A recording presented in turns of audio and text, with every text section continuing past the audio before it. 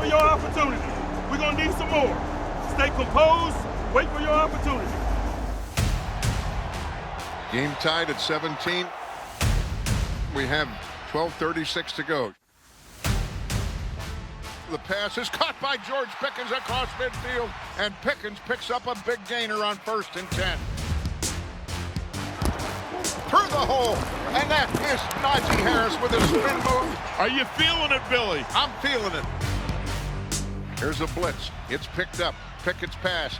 Pulled in, and that is Deontay Johnson for a first down. Play action fake, bootleg left, dumps it off. Connor Hayward goes to the 5, and he's knocked out of bounds shy of the goal line. Hands it off. Najee into the end zone. Pittsburgh Steelers go-ahead touchdown. And when you had to do it, who do you give it to? You give it to Najee Harris.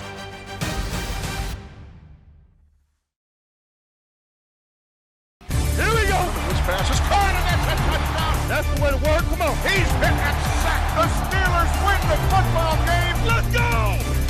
Come get it. You know what it is. This one is in the history books. Here we go. Welcome to the 84 Lumber Mike Tomlin Show. Hi, everybody, and welcome to the 84 Lumber Mike Tomlin Show. I'm Missy Matthews. The Steelers headed out west for the second time this season and came home with a win. Their 24-17 victory over the Rams came down to the wire, or should we say the fourth quarter. This isn't anything new for Pittsburgh, though, as quarterback Kenny Pickett has 5 fourth-quarter comebacks in his 18 career starts. And for more on how they created a spark to turn things around, let's welcome in Bob Pompeani, who's standing by with Coach Tomlin. Bob.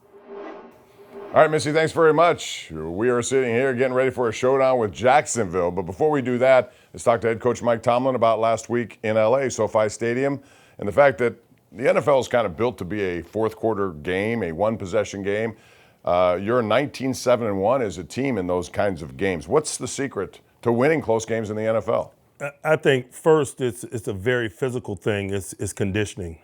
If you're not highly conditioned, you're not going to have the energy required to finish, the detail required to finish, and those are major components of finishing. That's why we spend so much time talking about physical conditioning precedes anything else. That's why it's a 12-month process. Oftentimes you can't get that jello back in the box. You're often chasing that if you're less than ready.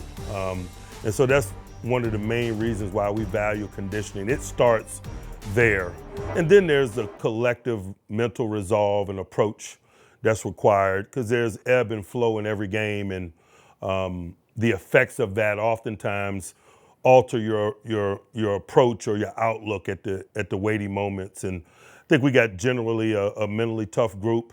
I know Kenny is that, and oftentimes they mirror your quarterback in those moments. I was going to say the fourth quarter was arguably his best since becoming a Pittsburgh Steeler. What happened in that fourth quarter and the resilience of your offense, knowing that they had to score and they took over the game. What was the actual key to that fourth quarter for you, trailing at the time? For us, it actually started prior to the fourth quarter. It always does. In the second half, we were better on possession downs. We were better on defense. We were better on offense. And that allowed the run game to become a factor. You're winning possession downs. You're absorbing more snaps. We're able to get the rhythm that we desired in our run game. And I think Naj and Jalen kind of controlled the game from there. We were getting off the field on defense, and thus their running game got minimized. I think all of those things teed up the playmaking that kind of outlined the fourth quarter. I thought one of the keys to the game was the 3rd and 8 completion to Deontay Johnson. His presence was clear what it meant to your offense. How significant was that play specific? That play obviously was a significant one, but just in general, Deontay is going to be significant. He's an elite route runner. He can create space like we were talking about a week ago, and it's kind of evident on plays like that when you can turn short to long, catch a ball and flip a field in an instant, to create enough space to do so. His presence was significant. It was felt in that moment, but it was one of many moments. And 3 rushing touchdowns. You guys hadn't had any prior to that. Seemed like the physicality of the game kind of ramped up as it went along, and that is the kind of run game you desire, it seems. Again, as I mentioned, a lot of that is facilitated by possession down conversions. When you can wear a group down, you put together 10 plays, 80-yard drive, it's going to be easier to run that ball in to the end zone at the end of that from a conditioning perspective. But you better convert some third downs in the process to get to that. And so some of these conversations are interrelated, but it is good to run the ball into the end zone, certainly. All right, big key in the second half was TJ Watt with an interception. What went into that? Was that something you guys noticed, him dropping into coverage? He doesn't do it all that often, but when he does, he reacted very instinctively. It's kind of routine for us. It would behoove us not to drop him a whole lot because he's elite as a rusher, but there's never a game where it's not a component of his game or our game, and it's going to happen. But it happened obviously at a significant time right there, and TJ does what TJ does, and that's provide splash plays that alter games, that inspire his teammates, and it's kind of become commonplace. We're used to seeing it, but it doesn't mean that it's not appreciated. One of the things we talked about last week was kind of minimizing Cooper Kupp. Well, in 2 games against him, you guys have pretty much done that. He only had 2 catches on that game, but I realize there's also an opportunity for somebody else to step up, and Puka Nacua did. What was the strategy going into that? We'd rather have the young guy do it than the vet do it. And really, it gets no simpler than that. You can't have a guy like Cooper Kupp with his reputation and resume come into a stadium and be a first option. You got to work schematically to minimize that option.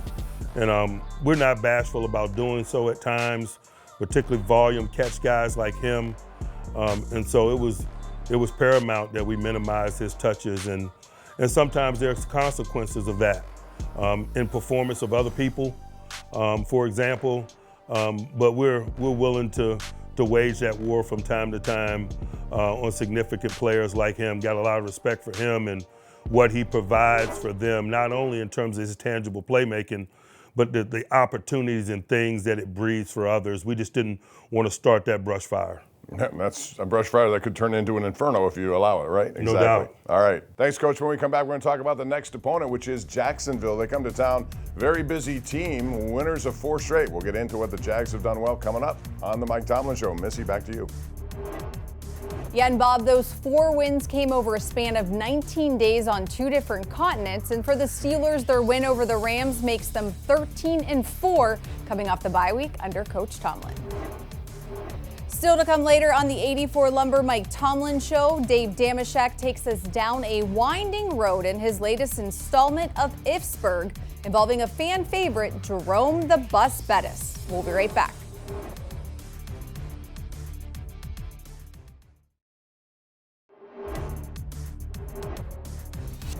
Welcome back to the 84 Lumber Mike Tomlin Show. Pittsburgh and Jacksonville are 2 of 7 teams that have 10 or more wins since Week 12 of last season. And when they meet on Sunday at Acrisure Stadium, it will mark the first time in the regular season that both teams have a winning record since 2007. For more on what you need to know about the Jags, let's send it back over to Bob and Coach. Guys. All right, Missy, thanks very much. Jacksonville comes to town. It's a very busy team. Coach, it's kind of unusual to see a team play 4 games in 19 days, 2 of them in London. And here they are, winners of 4 in a row. And they haven't had a bye week yet. So this is a team on a roll, certainly. Yeah, as long as you're winning, I don't think any of that is relevant. I don't think the air miles fatigue you when you're winning. I don't think that the 4 games in 19, it's only a variable, it's only a topic of discussion if you're not winning. And so they've made it a less significant thing. They're a team on the roll. They're winners of 4 straight. For those reasons, they have our attention, man. We're excited about being in a big game versus a good group this weekend. Trevor Lawrence is the guy who came out #1 overall pick. He seems to have really taken his game to a different level under Doug Peterson. What have you seen differently with him over the years? Man, his athleticism has always been there. His management of the offense is becoming increasingly more evident. I don't know if that's a product of experience gained or what he is doing in conjunction with Coach Peterson. Either way, it's impressive. He's doing a really good job of taking care of the ball and spreading it around to all of his eligibles, man, and he's got some guys to contend with. Christian Kirk was a big acquisition a few years ago from Arizona, but Zay Jones is in the group now. They've picked up Calvin Ridley. Ingram at tight end is a unique tight end matchup because of his athleticism. And then his cohort from Clemson, South Carolina, I'd be remiss if I didn't mention him, Etienne and what they're able to do as a tandem. And if you think about the collective experience of those two guys, the things that they've been able to do together is really impressive, man. And, those waters run deep, and I'd imagine there's some intangible value of that tandem in terms of the things that they've been able to do, man, since being very young guys together. Yeah, and Etienne now has 3 straight multiple touchdown games. I know you love to get into the recruiting aspect in terms of visiting college campuses and try to figure out what this stuff is going on. You had a choice to take Najee Harris or Etienne. It seems like a style. You wanted a physical runner. Does that style fit well down there in the system they run? It does, particularly because they went and also got his quarterback. And so they operate a lot out of shotgun, and he was a sidecar runner in Clemson, and he's doing very similar things in Jacksonville. Trevor Lawrence's mobility is a component that you have to deal with, not only in terms of just playmaking, but schematically. It was at Clemson. And so there's a lot of reasons why he's a perfect fit for those guys in the same ways that Naj was the perfect fit for us. They got a pretty active defense led by Foy Luakon, and he's led the NFL in tackles. He reminds me of someone like a James Ferrier, but he's a heat-seeking mission to the ball. What makes him so good, and what do you have to do to account for him? I think Ferrier is a really good example in comparison. Ferrier doesn't get enough credit for his football intellect, man. His leadership skills, his communication, his intuition, just born out of intelligence. And the same thing can be said about a Luakon, man. I mean, he's a Yale graduate, so we know he's a sharp guy. But the fluidity in which he gets to the ball in all circumstances, his sideline-to-sideline tackling, his evolution in the group. A year ago, I think Josh Allen was their defensive captain. This year, he's their defensive captain. And I think that just speaks to where he is in the group, being a guy that was picked up in free agency and now has ascended in the group around some guys that maybe were drafted there, and they view him as their leader. His playmaking kind of verifies that. The pick 6 from the other week is significant. He's a really good player, and I think coupled with Devin Lloyd, man, they're a formidable tandem. They've invested in that tandem, similarly to, say, San Fran with Werner and Greenlow, or Baltimore with Roquan and Queen. This is a formidable tandem. They leave them on the field in almost all circumstances. They make a lot of plays. And so they have our attention, certainly. You mentioned Josh Allen. I think most people who observe the NFL casually will say Josh Allen, that's Buffalo. This Josh Allen's made a name for himself. He has 7 sacks and a lot of tackles for losses. You've seen his growth, I'm sure, watching him over the years. What makes him difficult? Man, it didn't even register to me that his name was the same, because when I'm thinking about him, Josh Allen, the edge rusher. It's funny, but he is not an unknown commodity. Very familiar with him. He came out of Kentucky right after Bud Dupree, and so there'd been a relationship there, and we spent some time in that location, so I wasn't surprised by him when he came out, and I don't think I'm surprised by what you're seeing from him from a career standpoint. Ultra talented, aware, flexible, can take corners. Just a really talented player. And they're secondary talented as well. They have 10 interceptions and 7 dropped interceptions, so they're active back there. Coach, thanks. When we come back, we will have the keys to the game. Pittsburgh, Jacksonville on Sunday, 1 o'clock on KDKA. Missy, back to you. Yeah, thanks so much, Bob. And it will mark the first of 3 straight home games for the Steelers. The Jags, on the other hand, are looking to get off to their best start in franchise history before heading into their bye week. Up next, a scary thought to ponder. What if the bus didn't end up in the black and gold? Dave Dameshek shows us the possibilities as he looks at an altered version of Steelers history.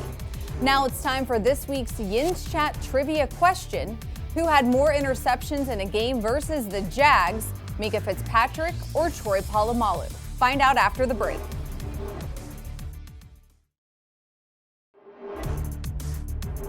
Welcome back to the 84 Lumber Mike Tomlin Show.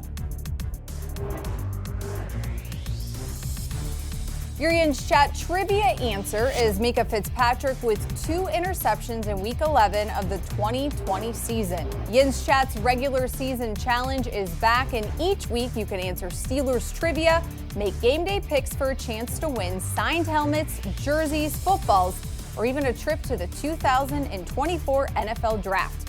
And new this season, doubling. Answer the day's questions correctly and get double the points.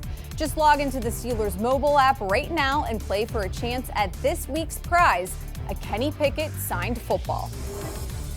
This weekend, 4 new members will be inducted into the Steelers Hall of Honor and celebrated at the game on Sunday. Jerome Bettis is a member of the inaugural class, and while he wasn't drafted by the team, his impact is well documented.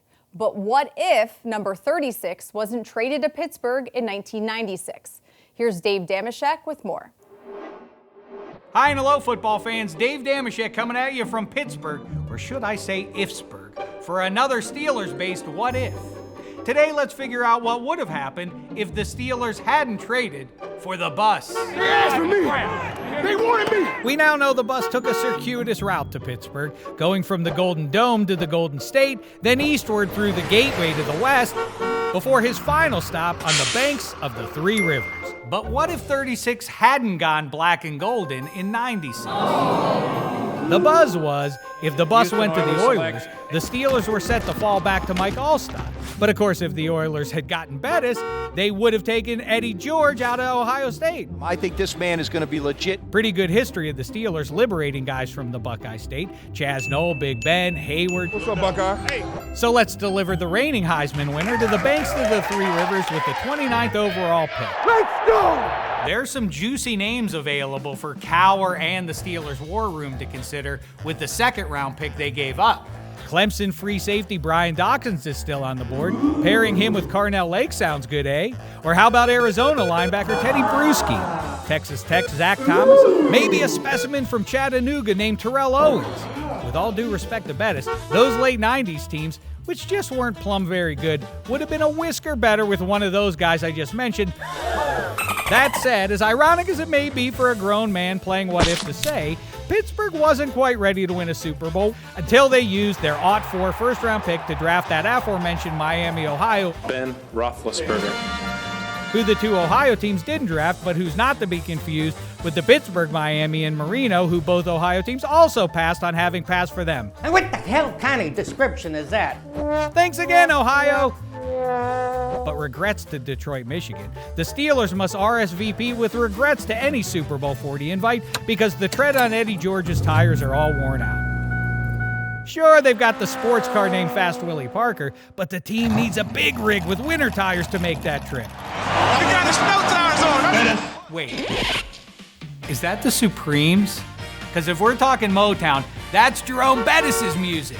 Yeah, I don't know if it's come up before, but Bettis is from Detroit, so the Steelers turn to the bus, who by this point in his career knows he needs a ring on that finger if he wants his final destination to be Canton, Ohio. The vet's fueled by the idea of being the Steelers' missing piece and delivering a piece of jewelry to his hand. And guess what? Well, I think you can probably guess how this one works out. Congratulations to the world champion, Pittsburgh. Hey, spoiler alert! And you can catch more from Dave's fictional world on the Steelers' official YouTube page. Well, Pittsburgh is looking to do something they've only done once since 2001. That's beat Jacksonville at home.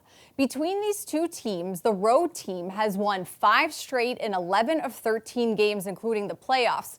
For more on how the Steelers can right the ship, it's time for the Keys to the Game, presented by your neighborhood Ford store with Bob and Coach. Guys.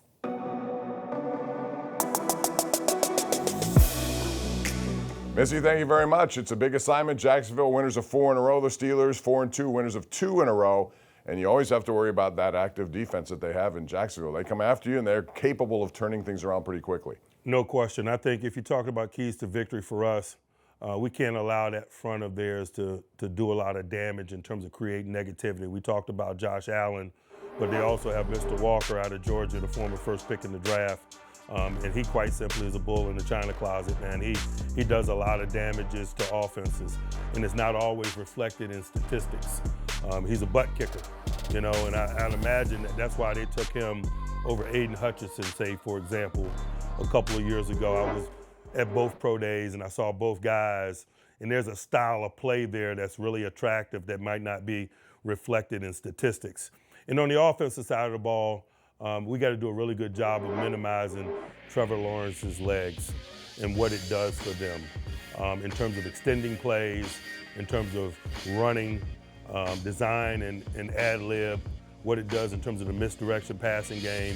We can't have him running around crazy. It's difficult enough to manage his arm and the legs of Etienne. When you couple his legs as a component of it, man, it's going to be a major component of play for us. I know it's a new week, but is there such a thing as carryover, the offense with that fourth quarter carrying over into this game? It's our intentions every week to build upon the positive and to minimize the negative in all three phases, certainly. Kenny Pickett, was that the best you've seen him in a game, in a quarter? I don't know, to be honest with you. It's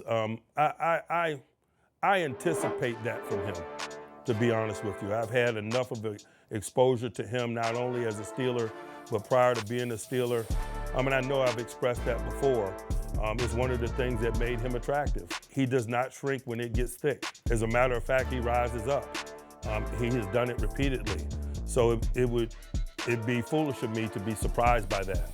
I appreciate it, I expect it, I anticipate it. I work to cultivate it. I think ultimately a lot of these games come down to the last final couple of possessions. It doesn't matter how the game is going.